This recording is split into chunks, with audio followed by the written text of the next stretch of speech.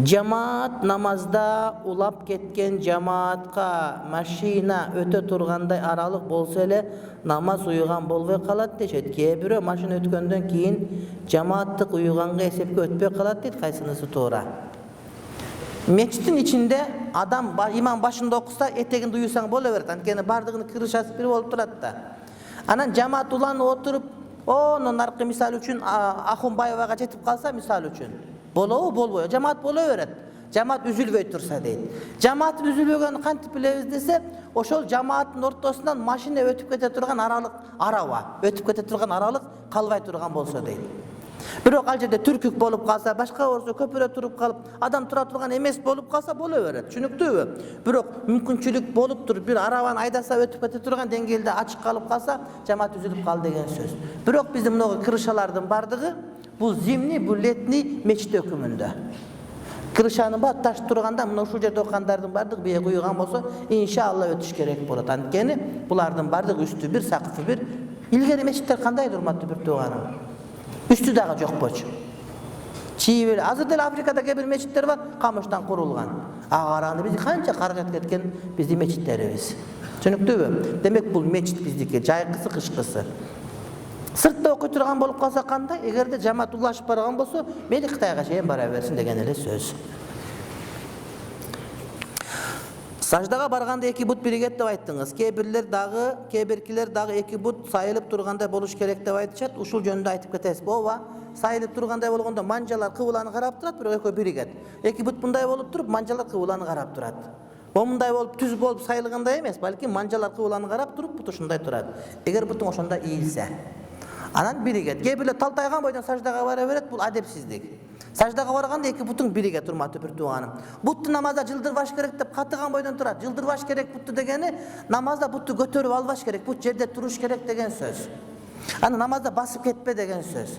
Бирок намазда турганда бутуңду тийгизбейсиң да, бутуңду далыңдын учуна тигиздеп турасың, а саждага барганда жакындатып бириктирип, саждада эки бут биригип турат. Буттардын манжалар кыбыланы карап турат. Согочуктар бири-бирине тийип турат. Ошол мустахаб, милдеттүү эмес. Атам менен намаз окусам болобу, апам менен намаз окусам болобу? Болот, бирок апаң сага уюп окуш керек. Эгер сен балагатка жеткен адам болсоң, уюп окусаң, кече бирөө чалат, менин балам окуйт, балам уюп окусам болобу? Балам балагатка жете элек. Телефондон сурайт, жок болбойт. Нафил намаздарга, сүннөт намаздарга болот, мисалы үчүн таравид уюса болот. Анан ал эми парз намазда ал жаш балага парз намаз парз эмес, дагы нафил боло берет. Кантип нафил окуганга парз окуган уюйт? Демек наристе балага, көөдөк балага, балагатка жете элек балага уюганга болбойт. Эгер сен балагатка жеткен болсоң, апаң сага уюй бер. Апаң, аялың, карындашың, эжең уюй берет. Бирок махрам эмес аялдар, мисалы үчүн кошунан кызы, таяжен кызы келсең уюй албайт, жалгыз өзү. Бирок үйдө окуп атсаң, таравih айында, Рамазан айында сен имам койуп окуп атсаң, апаң, аялың, карындаштарың уюп атса, кошунан аялдар ошолор кошулуп уюса бир жөн. Анда бир аркага өтүпчү. Бирок сен өзүңө беймахрам аялдар келип алса, өзүнчө болбойт. Жалпы мечитте болсоң, анда бир жөн. Экинчи сапта тизилип окушпайт, апаң экинчи сапта турат. Аял заты эркектен кийинки сапта турат. Эгерде бир сапка жакын туруп калса, анда эркек намазы бузулат. Же ушундай болуш керек, ортосунда бир адам тура турган айырмачылык болуш керек, анда уюй албай калат. Аллаху а'лам бис-саваб. Тиши көп канаган адам имамчылык өтсө болобу дейт. Тиши көп канаган адам эгерде тынбай канап үзүр ээсине кошулуп калса, имамчылык өткөнү макру, бирок үзүрү өзүнүкүндөй болгон адамдарга гана өтө алат. Ал эми көп канап, бирок үзүрлүгө кошулбаса, анда мурду канабай турган учурда өтө берет имамга кадимкидей эле. Үзүрлүү адамдын үзүрсүз адамдарга имамга өтүүсү макру. Мечиттин кыбласы бир аз туура эмес, багытталып турса эч нерсе болбойбу. Бир нерсе болот, кантип кыбла парз да. Мен муфтий дамлага айттым. Буйрук чыгарып истедим.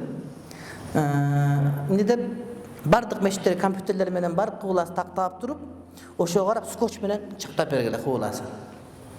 Жай намаз кыйшык салына эчтеке болбойт. Эчтеке болбойт андан. Гүлдөрү мындай болуп калат, дегендей болуп айырмасы жок. Десем ал киши өтө хикматтуу киши айтат. Ошону ошентип милдеттүү кылбай, бирок ошондо буйрук берелик дейт. Милдеттүү кылсаганда мурунку намаздар эмне болду деп бизгизүүчү кылышат көптөр дейт да. Ошон үчүн антпей эле мындай кылсак боло берет дейт. Бирок ишке аша элек пока. Ишке ашкан жакшы болот. Анткени ал убакта ушундай немелер жок эле аппараттар. Ошон үчүн аалымдар айткан, Меккени көргөндөр Кабанын дал өзүн карасын, ана Меккедегилер ошо Байтулланын өзүн карасын, ал эми сырттагылар ошол тарапты карасын деген. Эмнеге? Ошол убактагы максимал мүмкүнчүлүк ошол болгон, максималдуу. Азыр жок, азыр дал өзүн улап барып сызыга барып мына деп көрсөтүп коет. Ошон ошого карап бурулуп, ошентип жанагыда скотч менен мындай кылып алса, жол кылып алса, ошо менен кетет. Кыбланы табуу парз намазда.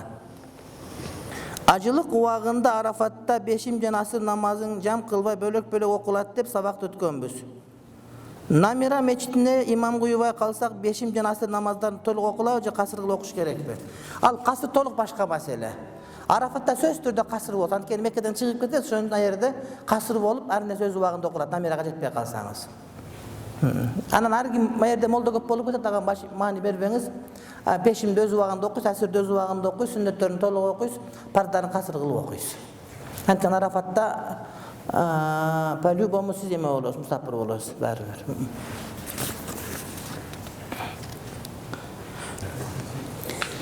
Никесиз туулган бала имамчылыкка чыккан болбойбу? Макру. Анткени никесиз төрөлгөн бала адатта тарбия берилбей калат. Бул деген сөз тарбиясы жок адам имамга чыккан болбойт деген сөз. Союз убагында кээ бир үй бүлөлөр молдого нике кыйдырбай эле ЗАГСка эле турган дейт. Ошондой болгон. Эми ошол ЗАГСтарды нике деп эсептегенбиз да, айла жоктон. Анткени никенин шарттары бар. Эр бар, жигит бар, махрам эмес. Ата-энеси макулдугу менен келет ЗАГСка, болсо тута берет. Өкөнөтүн сурайт, өкөнөтүн өткөн чакта эрге тие макулум деп кол коюп берет. Ошо менен ана никени болду кылып жүргөнбүз.